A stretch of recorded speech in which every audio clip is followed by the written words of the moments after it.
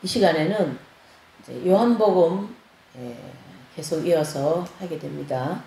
그래서 오늘은 11장이에요. 요한복음 11장 1절서부터 요한복음도 좀 꽤나 길죠. 53장까지 있어요. 53절까지.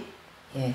근데 이제 이 11장은 거의 44절까지 1절서부터 44절까지 그 나사로 집안 얘기, 또 나사로 그 이제 누이들 동생, 또 이제 궁극적으로 나사로의 죽음이죠. 그 죽음을 통하여서 그 예수님의 위대한 메시지, 나는 부활이요 생명이다. 그러한 부활에 대한 이제 진리를 증거하게 되는 그 과정이 되는데요. 이제 육신으로 죽은 나사로를 살린 것이 목적이 아니고 이와 같이 죽은 자를 살리신다. 여기는 육신의 죽음뿐만 아닌 영혼의 죽음에서도 살린다. 그런 메시지가 나오는 거죠. 그래서 나사로의 죽음이 결국은 육체의 죽음에서만 살리는 것이 아니라 오직 예수님께서 우리의 영혼의 모든 영혼이 죽지 않는 그러한 부활에 대한 그런 진리를 이제 이 계기를 통하여 증거하게 되는 거죠. 제가 이제 이 내용을 이렇게 보면서 이제 K 선생님하고 이제 이렇게 생활을 같이 할 때에 이렇게 늘 대화를 많이 하지 않습니까? 성경 말씀이라든가 예수님에 대해서 여러 가지 영적인 얘기를 많이 이렇게 계기가 될 때마다 좀 많이 이렇게 자주 뵙기 때문에 이렇게 얘기를 하는데요.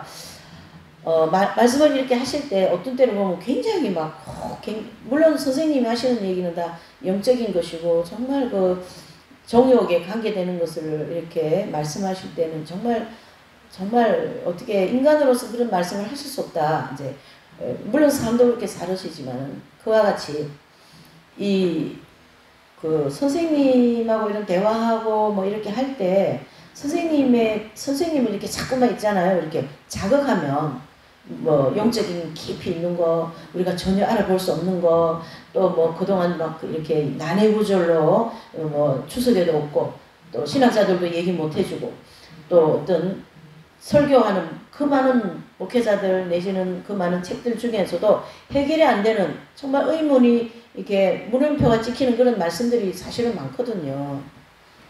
뭐 대표적으로 웨슬리 신학에서 얘기하는 성교론총, 글씨는 이렇게 성교론총이라고 되어 있는데 글자는 성교론총이라는 거 다 읽을 줄 아는데요. 그것이 실제 우리에게 경험적으로 또 이게 뭘 얘기하는가 그걸 사실은 잘 모르거든요.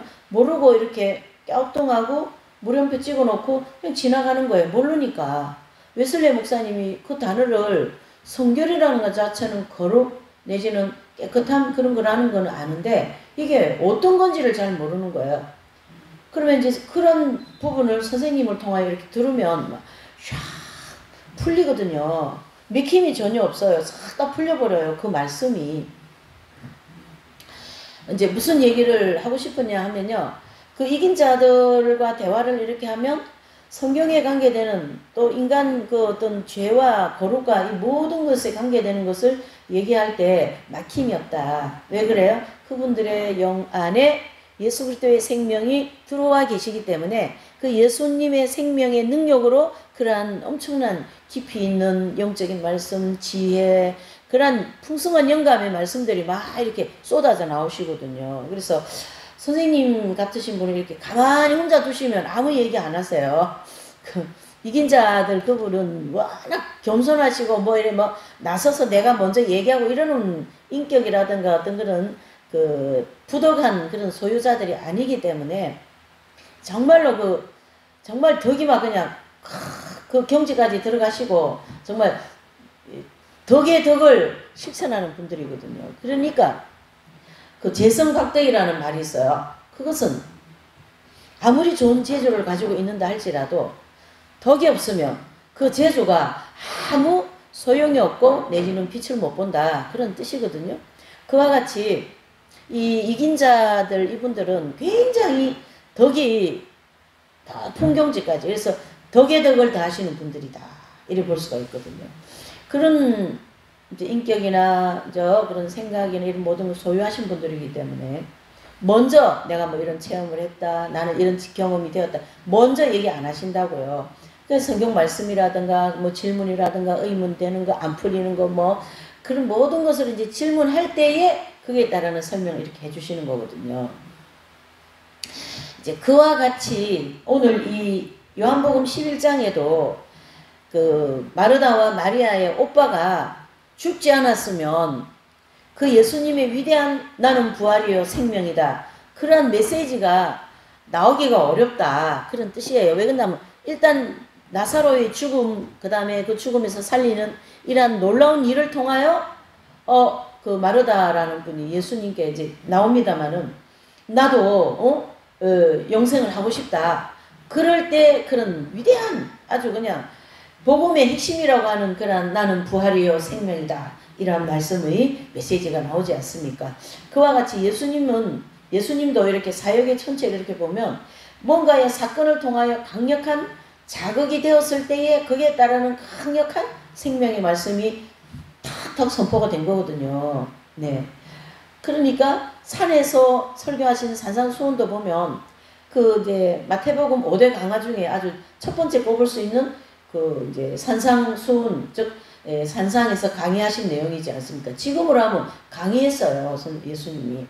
이제 5대 강의 중에 하나인 그 내용도 강력한 그 많은 무리들이 와서 지금 예수님 말씀을 들으려고 이렇게 예수님 얼굴만 쳐다보고 있었던 거예요. 그런 강한 어떤 메시지가 나와야 될 형편에서 그런 엄청난 산상의 수훈이라고 하는 그런 천국에서 최고의 경지로 살아갈 수 있는 그런 메시지가 나온 거거든요. 예, 그래서 이제 그런 약간 그 현실, 배경, 그 말씀을 선포하기에 모든 그런 어떤 배경이라든가 이제 여건이라든가 이런 게 다 이렇게 되어서 그런 메시지가 나오지. 그 말이 가만히 뭐 앉아서 먼 산 보다가 그 메시지가 툭툭 나가고 그렇지 않습니다. 예를 들면 또 예수님께서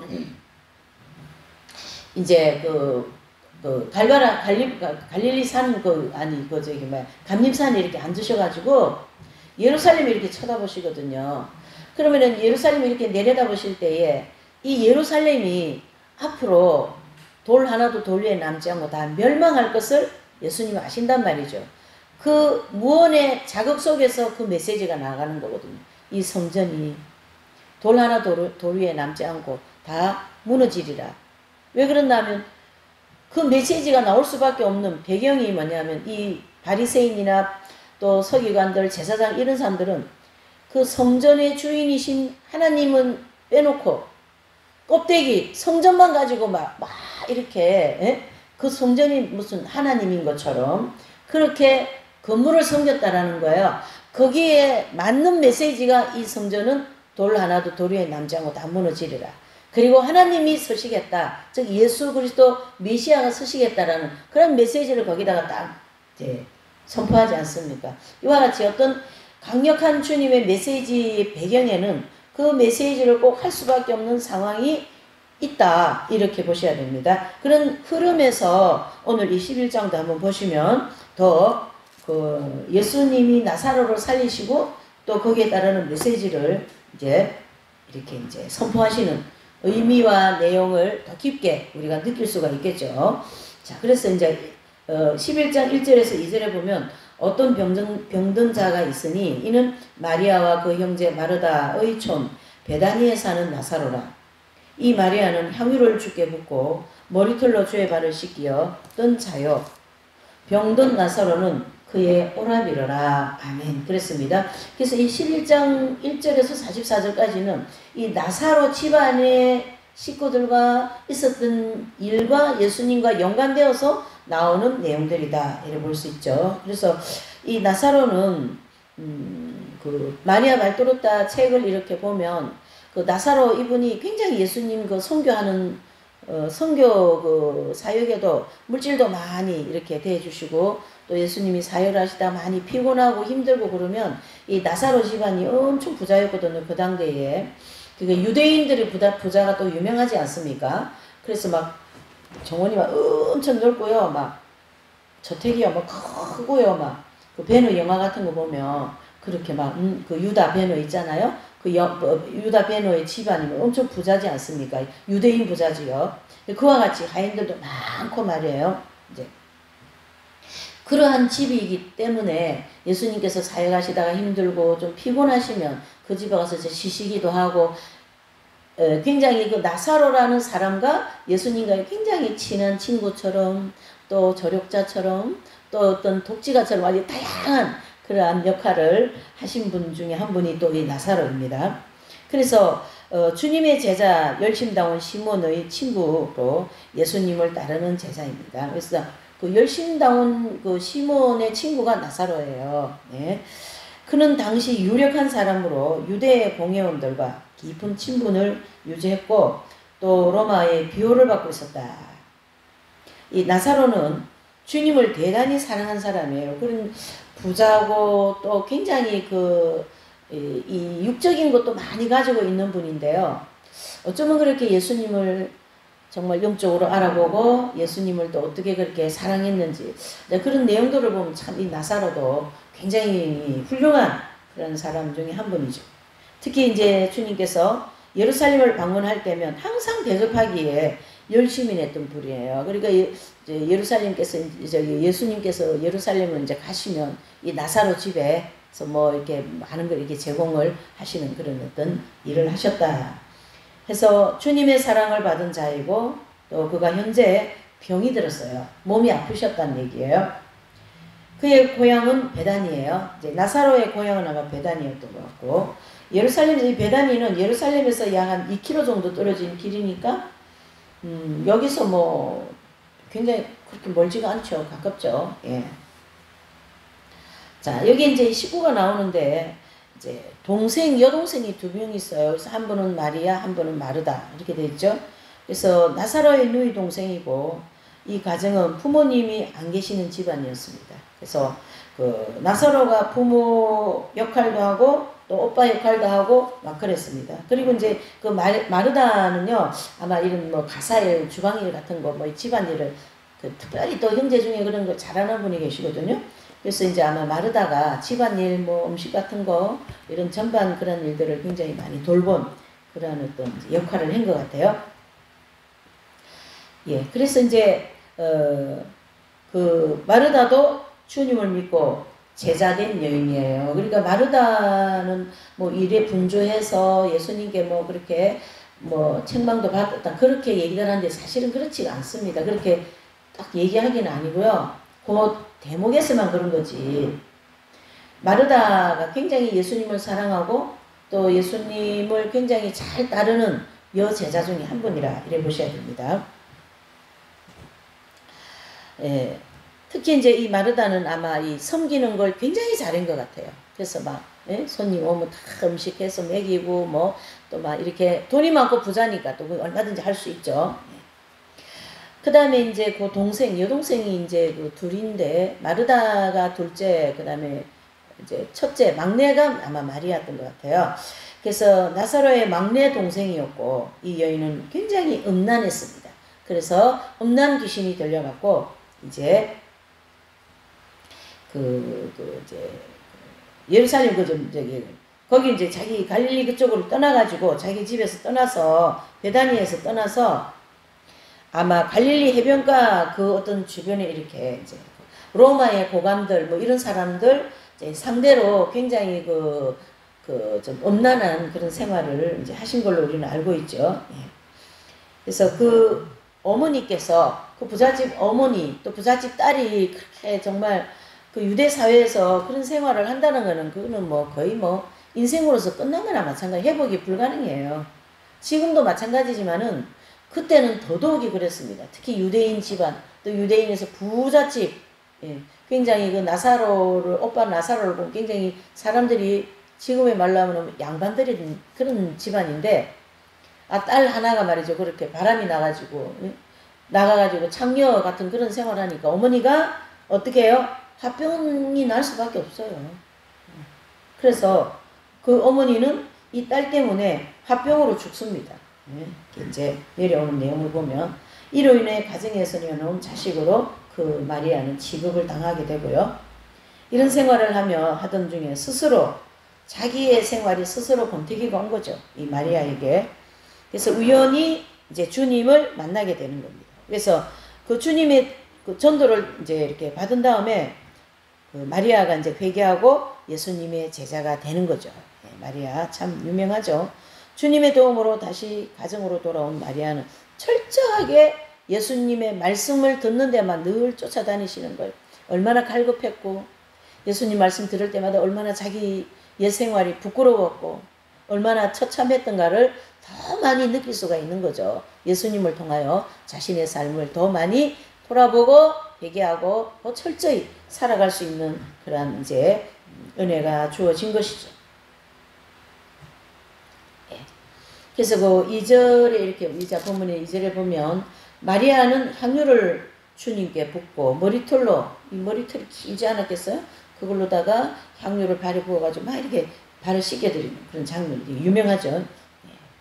그래서 처음 주님을 믿고 은혜를 경험한 후에 가버나움에 바리새인 집에 이제 바리새인 그 시몬의 집에 들어가셔서 주님께서 식사하시는 그 상황에 아마 마리아가 찾아가셨던 것 같아요. 그래가지고 이제 그 은혜에 보답하시려고 향유를 발에 붓고 자기의 머리털로 씻고 그 예수님의 발에 입맞춤을 이제 하는 일을 기억하면서 이 사도 요한은 이 사건을 쓰신 것 같아요. 예. 그 다음에 이제 3절에서 5절에 보면 이에 그 누이들이 예수님께 사람을 보내어 가로되 주여 보시옵소서 사랑하시는 자가 병들었나이다 하니 예수께서 들으시고 가라사대 이 병은 죽을 병이 아니라 하나님의 영광을 위함이요 하나님의 아들로 이를 인하여 영광을 얻게 하려 함이라 하시더라. 예수님께서 본래 마르다와 그 동생과 나사로를 사랑하시더라. 아멘. 그랬습니다. 그래서 이 나사로께서 병이 들었다는 소식을 이제 예수님이 듣고요. 그러나 주님은 그 주님의 관점은 죽을 병이 아니라 하나님의 영광을 위하여 나타내실 병이다. 그런 얘기예요. 이게 나사로는 죽었지만은 안 죽고 살아난다. 그렇게 하시는 여정은 하나님 영광을 드러내기 위함이다. 그런 뜻이죠. 자, 6절에서 7절에 나사로가 병들었다함을 들으시고 그 계시던 곳에 이틀을 더 유하시고 그 후에 제자들에게 이르시되 유대로 다시 가자 하시니 제자들이 말하되 랍비여 방금도 유대인들이 돌로 치려 하였는데 또 그리로 가시려 나이까. 9절 볼까요? 예수께서 대답하시되 낮이 12시가 아니냐 사람이 낮에 다니며 이 세상의 빛을 범으로 실족하지 아니하고 그랬습니다. 자, 6절에서 7절은 나사로의 병에 대해서 이제 소식을 듣게 되고요. 그 굉장히 위독합니다. 그리고 이제 곧바로 베다니로 내려가신 것이 아니고 거기서 이틀을 더 유한다 이렇게 기록하고 있어요. 예.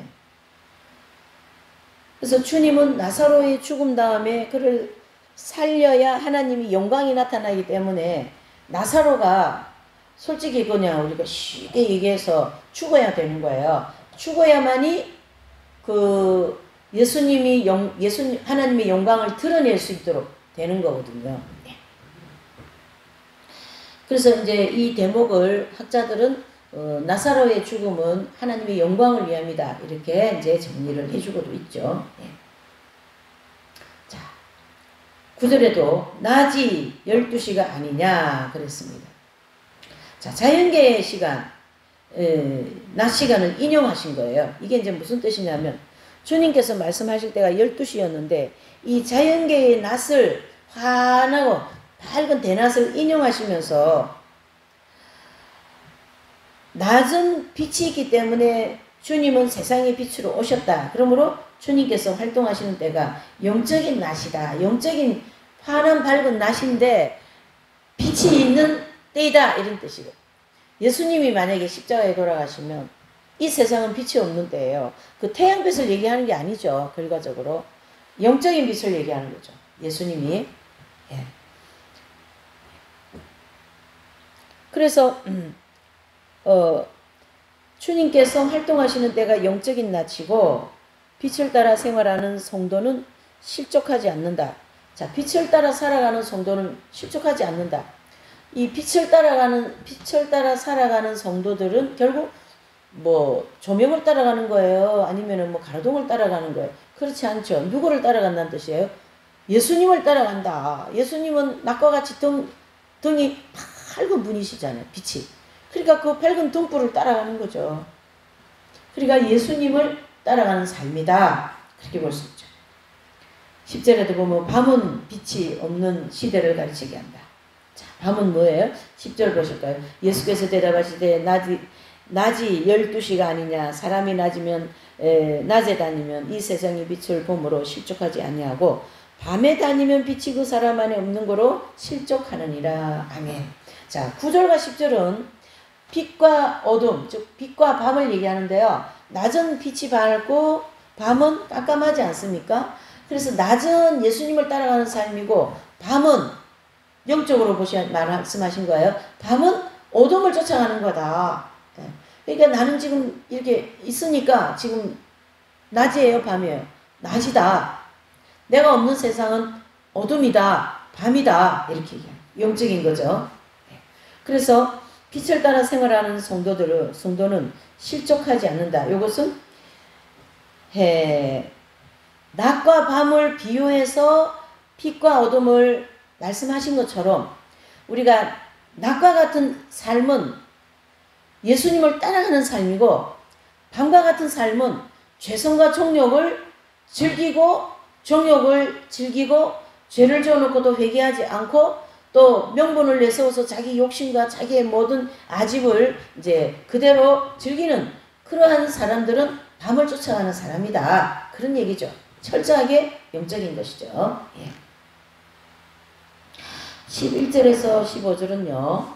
보시면 이 말씀을 하신 후에 또 가라사대 우리 친구 나사로가 잠들었도다. 그러나 내가 깨우러 가노라. 제자들이 가로되 주여 잠들었으면 낫겠나이다 하더라. 예수께서 그의 죽음을 가리켜 말씀하신 것이나 저희는 잠들어 쉬는 것을 가리켜 말씀하심인 줄 생각하는지라.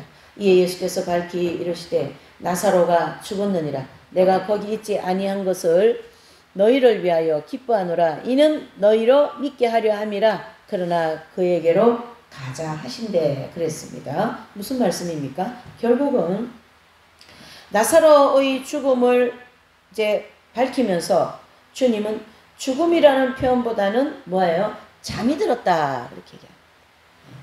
그래서 그 하나님의 백성들은 죽었다. 그런 단어가 사실은 맞지 않아요. 이렇게 잠들었다. 그렇게 얘기하는 거예요. 그러니까 그 이야기도 보면 아브라함도 이렇게 죽잖아요. 그러면 잠드는 걸로 기록을 합니다. 잠드는 것은 잠에서 깨어나면 되지 않습니까? 다른 말로 하면 죽지 않는다. 예수님 안에서는 죽지 않는다. 그러한 의미가 거기에 들어있는 거죠. 그래서 나사로도 잠자고 있다. 주님께서 말씀합니다. 주님께서 일부러 늦게 가신 것을 기쁘게 여기신 겁니다. 일부러 늦게 가신, 우리가 어떤 말을 하기 위해서 일부러 늦게 가셨다 이렇게 얘기하지만 예수님은 철저히 하나님 아버지의 시간표에 따라서 움직이신 거거든요. 그래서 하나님 아버지의 뜻을 따라서 나사로가 죽어서 살리는 그러한 과정이 필요했던 거예요. 그래서 나사로가 죽은 자 가운데 살리심으로 하나님께 영광을 돌리게 하기 위함이다. 이런 뜻이죠. 그 16절에 보면요. 디두모라 하는 도마가 다른 제자들에게 말하되 우리도 주와 함께 죽으러 가자 하니라 그랬습니다. 좀 약간 생뚱맞지 않습니까? 지금 나사로의 죽음으로 인하여 그러나 예수님의 메시지가 계속 그 나사로의 죽음으로 인하여 잔다, 일어날 거다, 하나님 영광을 위함이다 이런 메시지가 나오는데 어째 이 디두모라 하는 도마 이분 이제 예수님의 이제 그 말씀을 이제 하시는 거죠. 그러니까 우리도 어떻게 해요? 죽으러 가자. 이게 좀 상황이 판단이 제대로 안 된 것 같아요. 그래가지고 어쨌든 우리도 죽으러 가자. 뭐 좀 약간 도마죠. 이렇게 의심하는 도마. 자, 그래서 디두모라는 도마는 주님의 뜻을 잘 이해하지 못하고 유대 땅으로 가는 것을 두려워했습니다. 그래서 그럼에도 도마는 주님과 함께 죽기로 각오를 했어요. 근데 약간 생뚱맞게 황당하게 그 상황에 맞지 않는 말을 막 탁 이렇게 하기는 했지만 그 중심에 예수님을 위해서 나도 죽어야 되겠다. 나사로도 죽어왔다는 소식을 듣고서요. 이런 어떤 그 예수님이 지금 하시는 일과 메시지에 이해를 못하지만 그냥 그 예수님 한 분만을 사랑하고 예수님이 죽으러 가시고 예수님이 죽은 자도 살리시고 이러는 것을 그냥 단순하게 믿어버린 거예요. 그래서 우리도 죽으러 가자 이렇게 된 거예요.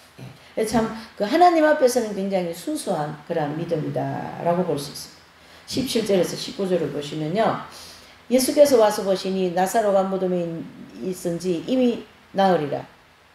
베다니는 예루살렘에서 가깝기가 한 5리쯤 되매 아까 한 2km 정도 된다 그랬죠. 많은 유대인이 마르다와 마리아에게 그 오라비의 일로 위문하러 왔더라. 이제 손님들이 많이 왔다 갔다 한 것 같아요. 나사로가 죽었기 때문에. 마르다는 예수님 이제 오신다는 말을 듣고 곧 나가 맞대 마리아는 집에 앉았더라 그랬습니다.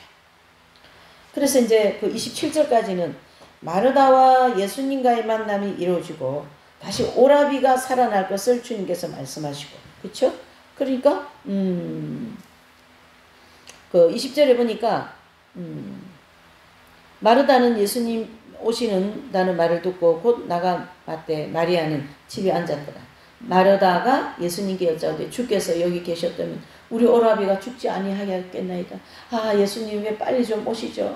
소식을 벌써 듣는데 왜 이제 오십니까? 오빠가 예수님이 빨리 오셨으면 죽지 않았겠습니까? 그렇게 얘기하는데 지금 마르다가 가지고 있는 생각이나 하는 말 그 다음에 예수님이 이틀을 보내고 여기 오신 이런 모든 여정 얼마나 우리 사람이 보는 것과 하나님이 보시는 것이 상황이 하늘과 땅 차이다. 그걸 너무 중요하게 여기는 거죠. 너희가 보는 것과 내가 보는 것은 다르다. 너희의 생각과 내 생각은 다르다. 내가 하는 일의 방법과 너희가 하는 방법은 다르다. 이렇게 볼 수 있는 거죠. 그래서 철저히 하나님 중심적 내지는 예수님의 중심으로 나간다 이런 뜻이 되는 거죠. 22절을 보니까 그러나 나는 이제라도 주께서 무엇이든지 하나님께 구하시는 것을 하나님이 주실 줄 아나이다. 이 마르다라는 분이 22절에 이런 고백을 할 정도이면 이 마르다 이분이 신앙이 보통 신앙이 아니에요, 여러분. 그냥 마르다가 예수님 말씀을 미처 못 듣고 뭐 손님 치고 뭐 집안일 하느라고 바빠서 마리아가 예수님 발치에 앉아 있는 그 마리아에게 야, 너 좀 도와달라 그렇게 해서 예수님이 야, 말씀 듣는 게 먼저지 일하는 게 먼저냐 이렇게 해서 했지만은 전체적으로 볼 때는 마르다도 굉장히 예수님에 대한 신앙이 좋은 분이다 이래 보셔야 됩니다. 예. 그러니까 이제 여기 22절에도 그렇죠. 예수님 좀 빨리 오시죠. 어떻게 이렇게 늦게 오셨습니까? 예수님이 빨리 오셨으면 오빠가 죽지 않았지요. 그렇죠? 그러나 예수님은 오빠가 죽어야 내가 살리지 않냐 이런 입장인 거죠. 예, 참 너무 차이 나는 거죠. 너무. 예. 이제 이 대목에서 우리가 조금 묵상하면서 좀 짚어야 될 게 언제나 하나님의 생각과 우리의 생각은 반대적인 거예요. 예수님 왜 이거는 안 해주십니까? 지금 이거 부족한데요. 이거 채워주십시오. 예수님은 그 시간 채우실 때가 되어야 채우시는 거예요. 그래서 우리 이제 개신교는 그 성체라는 걸 게 없죠. 예. 이제 그 뭐냐면 가톨릭 성당을 가면 그 강단이죠. 여기 강단에 저기 이렇게 그 성체를 모시는 데가 있어요. 이렇게 감실이라고도 얘기하는데요. 거기에 이제 거기는 어떤 의미로 사람들이 보고 있냐면 예수님이 저기 계신다. 예수님의 그 떡, 피 그걸 거기다 이렇게 모셔놓고 있거든. 그래서 성도들은 계속 그걸 보면서 예수님 저기 계시는 분. 근데 이제 사막에서 온 편지라는 그 책에 저는 그 대목이 너무나도 은혜가 되고 정말 정말 그 깊이가 있어요. 뭐냐면 이제 까레토 씨 이분이 이제 그 책을 쓰셨는데 그 사막에서 혼자서 굉장히 그 40도 45도 되는 더움에 이 까레토 씨가 너무나도 힘들고 고통스러운 그런 상황에서 예수님께 기도도 하고 예수님에 대한 그 위로와 사랑을 이렇게 많이 받고 느끼고 싶은데 그 예수님께서 아무 위로도 사랑도 쉽게 얘기하면 은혜가 전혀 느껴지지 않는 그런 광야의 시간을 보낼 때 이 까리토 씨가 이런 이제 표현을 합니다. 예수님은 어쩌면 그 감실이라고 합니다. 거기에 그 감실에 빵과 함께 가만히 계신다라는 거예요. 무슨 말씀입니까? 아무것도 예수님이 나한테 하지 않으신다. 그 얘기인 거거든요. 그 책의 대목에 그걸 기록한 까레토 씨의 영적 상황이다라는 거예요. 그러니까 저 감실에 계시는 예수님이 좀 나한테 위로도 주시고 너 사랑한다 이런 말씀도 좀 하시고 그러면 내가 힘을 내어서 이 45도가 넘는 이 광야에서 좀 잘 갈 수 있는데 어떻게 그렇게 예수님 말씀 예수님 불러도 답도 없으시고 기도해도 아무 응답도 없으시고 완전히 어떻게 해요? 침묵 속에 계시는 예수님. 그러는 예수님에 대해서 그런 표현을 쓰는 거예요. 저 감실에 빵과 함께 가만히 계시는 예수님. 움직이지 않으신다는 거예요. 그 시간을 그 까레토 그 사막에서 온 편지를 쓰신 저자인 그 까레토 씨가 그 시간 그 주님의 부재 시간을 보낼 때 그런 표현을 쓰게 된다 이런 뜻입니다.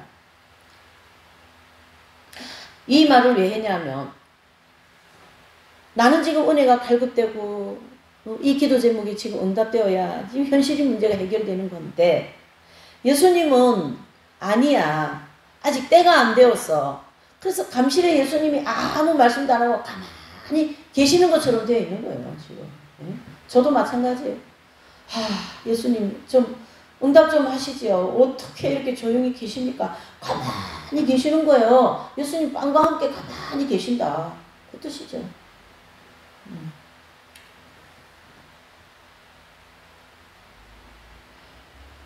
그러니까 이 마르다도 예수님 조금 더 빨리 오셨으면 오빠 안 죽었고요. 그랬지 않습니까? 그럴 때 예수님이 기가 막힌 얘기 하시죠. 어떻게 해요? 23절에 예수께서 가라사대 내 오라비가 다시 살리라. 이제 그 오라비가 이틀 전에 오셔서 예수님이 오라비가 죽지 않게 하는 것이 아니라 죽은 지 나흘이나 되어서 예수님이 오셔서 이 예수님의 위대한 표현 뭐예요? 내 오라비가 죽지 않았다. 살아날 것이다. 이 메시지가 딱 나오는 거죠. 그리고 24절에 마르다가 가로되 마지막 날 부활에는 다시 살 줄 내가 아나이다. 이 마르다 이분의 이 단어가 이거 굉장한 거예요. 23절에도 마찬가지고 24절에도 마지막 날 부활 때 저도 같이 살 것을 믿습니다. 예수님. 그런 얘기예요.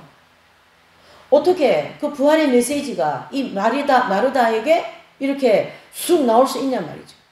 내가 다시 살 겁니다. 쉬운 일이 보통 신앙이 아니면 그런 표현을 쓸 수가 없는 거죠. 그럴 때 예수님의 그 위대한 짜잔 그 25절 말씀이죠. 예수께서 가라사대 나는 부활이요 생명이네 나를 믿는 자는 어떻게 한다요? 죽어도 살겠고 죽어도 살겠고. 제가 서두에 얘기했죠. 나사로의 육신의 죽음을 통하여 영적인 죽음에서부터도 완전히 건져나는 영원히 살 수 있는 생명, 즉 부활이 된다. 그 메시지가 나온 거예요. 25절에. 26절에 무릇 살아서 나를 믿는 자는 영원히 죽지 아니하리니 이것을 내가 믿느냐 그랬습니다. 어떻습니까? 믿죠. 영원히 살 것을 믿죠. 우리는 죽어도 살고 죽지 않아서 예수님의 이 부활 때는 영원히 산다. 결국 그런 뜻이죠. 그럴 때 마르다가 엄청 홈런을 많이 쳐요. 이 보면 27절에 보세요. 27절에 또 위대한 그 마르다의 신앙 고백이 나옵니다. 가로되 주여 그러하베이다. 주는 그리스도시여 세상에 오시는 하나님의 아들이신 줄 내가 뭐한다요? 믿나이다. 위대한 고백을 해주는 거예요.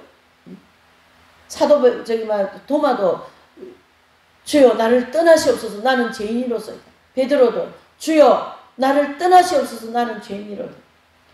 또 그 변화산상에서 주는 그리스도시요 살아계신 하나님이십니다. 이런 위대한 신앙의 그 강력한 고백들을 하시는 내용을 볼 수가 있는데요. 오늘 이 마르다가 그 고백을 하는 거예요, 여러분. 그래서 마르다의 신앙이 보통 신앙이 아니라고 보셔야 된다는 얘기예요. 이해가 되시죠?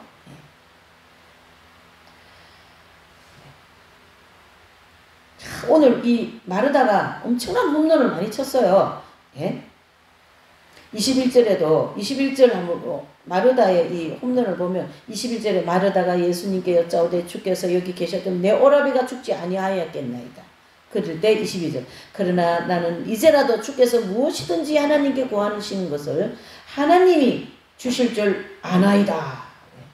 오빠는 죽었지만 예수님이 하나님께 간구하고 기도하면 오빠 살아날 거예요. 그 얘기예요. 그 쉬운 일이 아니에요. 예.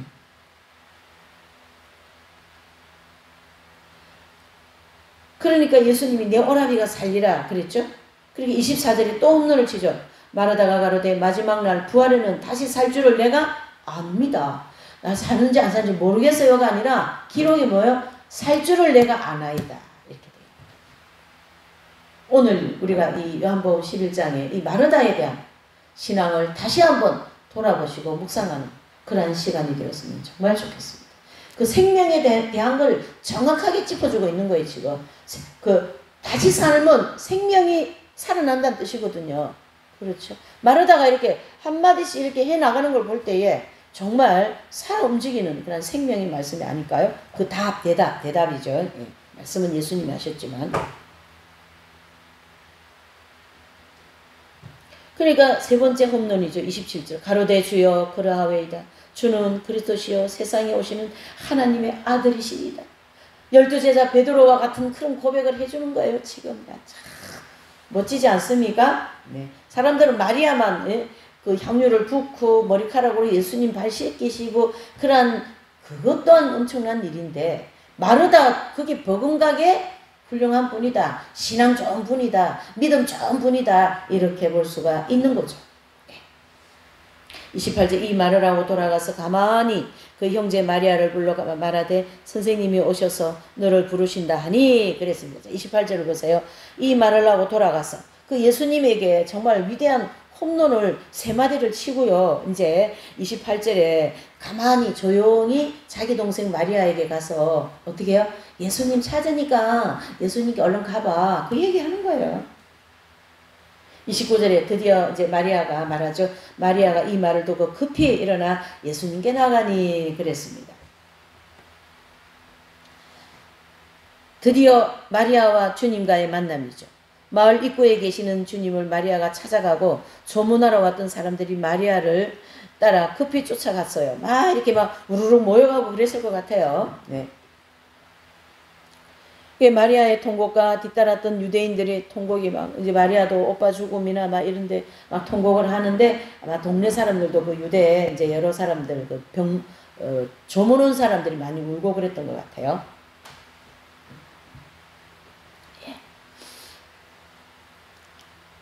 그 다음에 이제 33절에 보면 예수님께서 그의 우는 것과 또 함께 온 유대인들이 우는 것을 보시고 심령이 통분하여 여기시고 민망히 여기시더라. 예수님이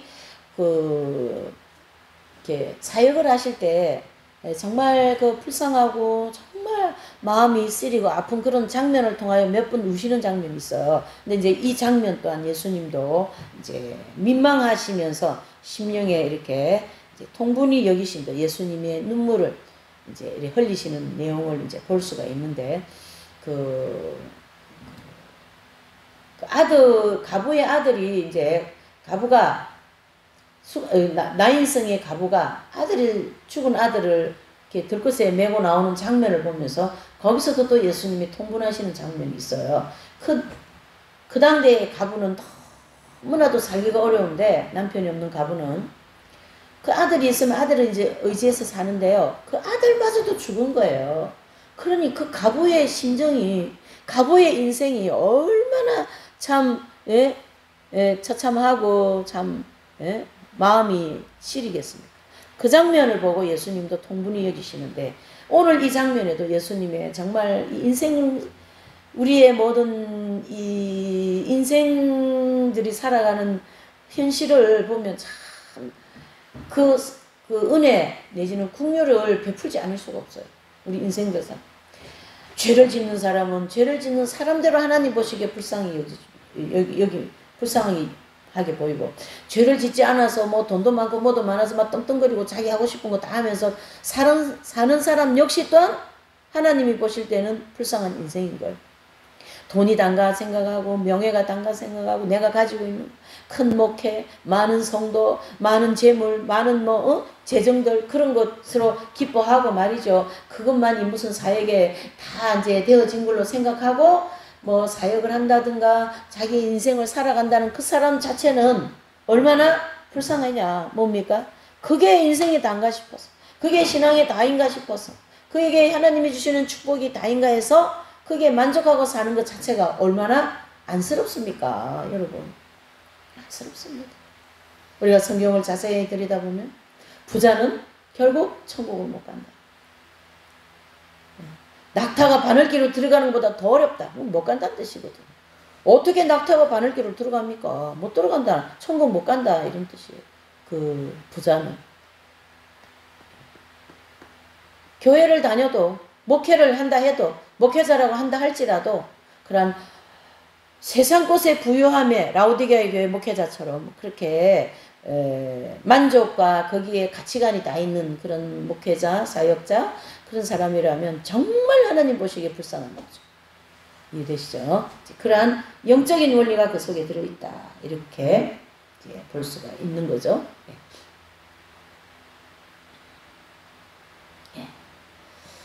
자, 마리아가 예수님 계신 곳에 와서 보이고 그 발 앞에 엎드려 가로되 주께서 여기 계셨다면 내 오라비가 죽지 아니하였겠나이다 하라. 또 그 언니 마르다가 같은 얘기를 하는 거죠. 좀 여기 계셨으면 오빠가 죽지 않았죠. 이제 그 말입니다. 자, 33절. 예수님께서 그 우는 것과 또 함께 온 유대인들이 우는 것을 보시고 심령의 통분히 여기시고 가라사대 그를 어디에 두었느냐 가로되 주여 와서 보옵소서. 35절을 보니까요. 예수께서 눈물을 흘리시더라 그랬습니다.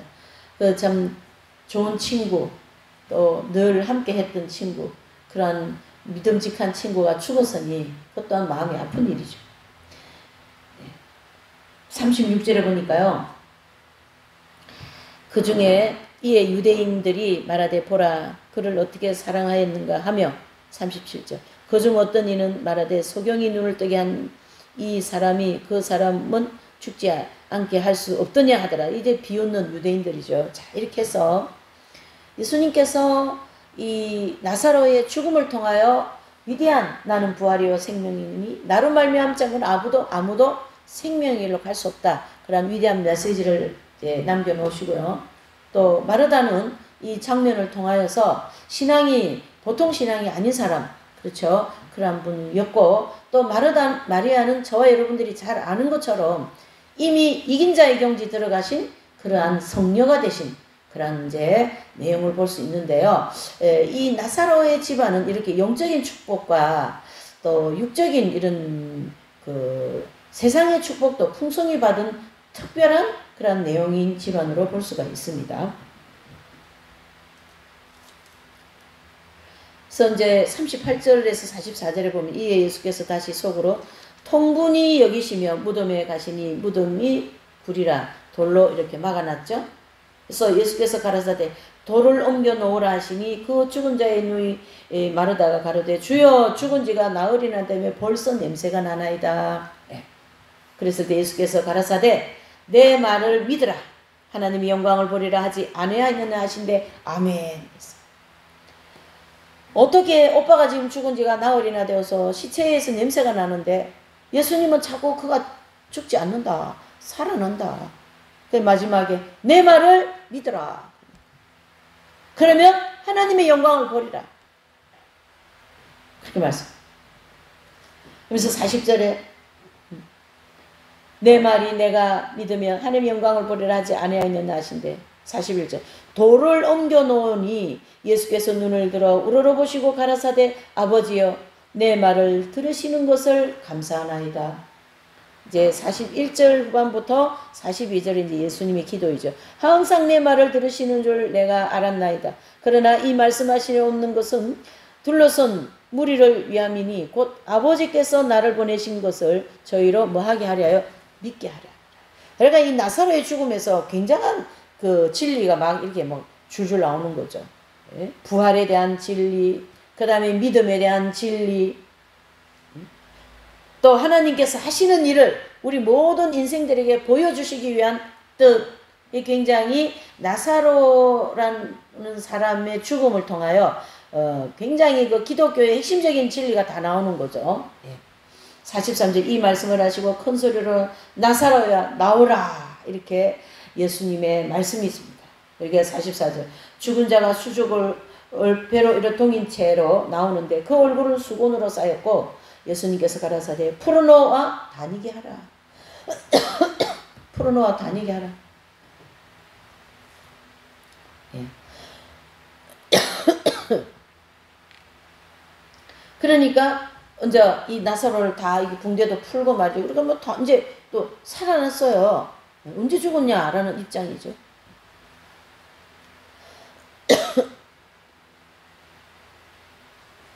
그래서 이 나사로가 막 이렇게 이제 걸어 나온 거죠. 44절 죽은 자가 수족을 배로 동인 채로 나오는데 그 얼굴에 수건이 쌓였고 예수께서 가라되 풀어놓아 다니게 하라. 마리아가 와서 예수님이 하신 일을 본 많은 유대인이 저를 믿으나 그 중에 어떤 자는 바리새인에게 가서 예수님의 하시는 일을 고하고, 그러니까 하여튼 아무리 하나님이 죽인 자도 살리고 살린 자도 죽이고 막 이렇게 예수님이 사역을 해도 그 마음에 말이죠, 그런 복음이 그 삐딱한 마음에 들어가지가 않는 거예요. 들어가지가 않는 거예요. 그래서 길가 같은 밭이 아닐까. 지금 이런 엄청난 장면을 보는데도 그것도 바리새인들한테 가서 또 일러주는 거예요. 애바치는 거지. 그렇게밖에 되지 않는 그 심령이 참 안타깝습니다. 지금도 그런 사람 얼마나 많습니까?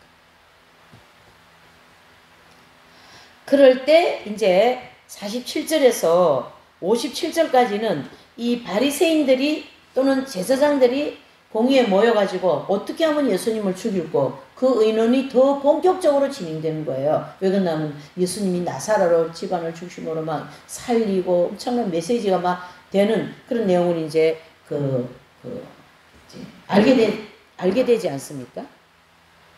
그래서 49절에 보면 그 중에 한 사람 그 해 대제사장인 가야바가 저희에게 말하되 너희가 아무것도 알지 못하는도다.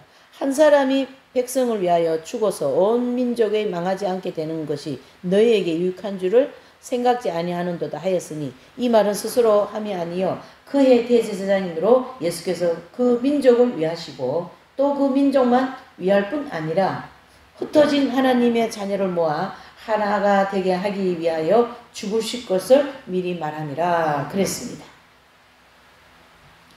그래서 다시 그 공의의 바리새인, 제사장, 율법학자, 서기관 각층에 있는 그 명성이 있는 인물들이 구성된 그 입법기관으로서 당시 약 한 70명 정도 조직이 되어 있었던 것 같아요. 이 기관은 유대에 있어서 가장 막강한 권력기관입니다.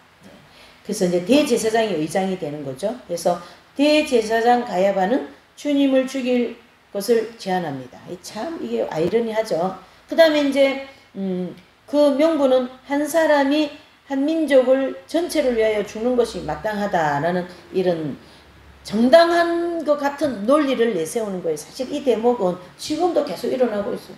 계속 뭐 백성들한테 돈을 왜 나눠주는 거예요.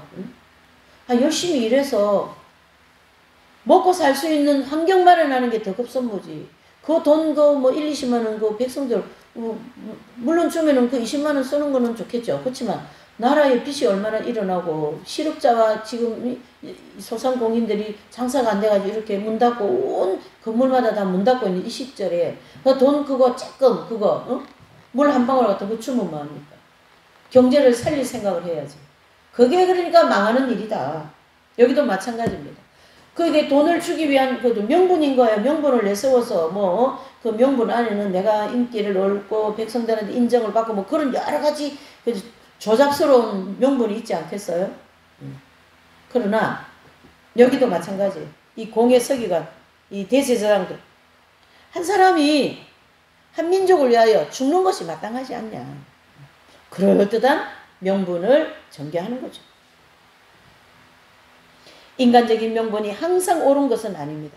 하나님의 뜻을 다수결 원칙에 지배받지 않습니다. 하나님이 어떤 하나님이시고 무궁무진하시고 없는 것도 있게 하시고 있는 것도 없게 하시는 이 놀라운 하나님이 인간의 그런 어떤 그런 다수의 좌지우지 될까요? 어리석은 생각이에요. 오직 하나님의 뜻만이 진행되고 있다. 볼 수 있는 거죠. 문제는 상대적인 인간이 절대적인 하나님의 뜻을 복종하느냐 대단히 중요하다. 그러니까 복종 안 하는 거예요. 복종 안 하려고 명분을 내세워서 예수님을 처치하려고 그러는 거거든요. 그러니까 굉장히 인간적이고 악한 마음에서 나오는 아주 어둠의 내용들이죠. 그래서 54절에서 57절은 예수님이 그 살벌한 환경을 피하셔요. 그래서 54절에 보면 에브라임, 즉 예루살렘에서 북쪽으로 떨어진 장소로 이제 한가한 장소로 이전하시고요. 55절, 56절은 유대인의 명절인 유월절이 가까운 거로 많은 유대인들이 예루살렘에 올라오면서 주님을 만나는데 막 기대하고 사람들이 박짝박짝 했겠죠. 예루살렘에. 그 다음에 이제 57절에는 대제사장과 바리새인들은 주님을 잡도록 예루살렘 안의 사람들에게 명령을 내려놓고 그랬습니다. 이제 요한복음적인 입장에서 볼 때 11장까지의 내용을 쭉 전개해서 볼 때 이미 예수님의 사역은 후반부에 들어오셨고 이제 그 사역의 시간이 이제 거의 끝날 때가 되어서 예수님이 마지막 사역이라고 하는 그 속죄의 제물이 되기 위한 그런 내용과 내지는 그 환경으로 이렇게 도래해 나가는 그런 내용을 볼 수가 있습니다. 그래서 그 11장은 나사로의 죽음과 함께 그 기독교의 유명한 말씀 나는 부활이요 생명이니 나로 말미암 자는 하나님 나라에 들어올 자가 없다라는 이 유명한 말씀과 함께 마르다의 신앙, 마리아의 신앙, 나사로의 신앙, 또 이 나사로의 집안의 영적인 축복, 그 다음에 예수님 부자인 이 나사로가 예수님 즉 복음 사역에 얼마나 사용이 잘 되었고 쓰임 받았는가 하는 그런 여러 측면에서 우리에게 아주 귀한 그런 교훈을 주시는 그런 이제 요한복음 11장의 내용이었습니다. 오늘 여기까지 할게요. 자, 기도합니다. 하나님 아버지 참으로 감사합니다.